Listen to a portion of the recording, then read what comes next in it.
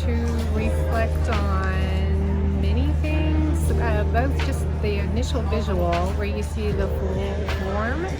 but then also if you get closer, you'll see that there are all these different notes, and they're actually vintage pharmacy notes, and many of them are speaking of different kind of pharmaceuticals. And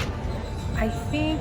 I was thinking of maybe the modern age, and it's also based loosely on a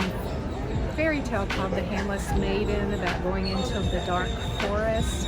And I was trying to converge both the past and the present, and maybe our relationship and in our society today with, and you see depression quite a bit in the piece, and maybe just reflecting on who we are and those of it,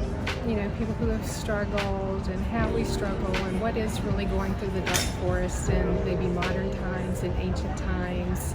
And then there's a reference to the realized self, which talks about it. The Handless Maiden refers to a young woman, but it can be a princess, and how very often little girls want to be princesses, and then as their life goes on, sometimes they meet very challenging times, and maybe even at a later date they decide that the realization of who they are as a human being and their gifts and their own beauty, both inner and outer, maybe supersedes having a crown. I'm very influenced by what I read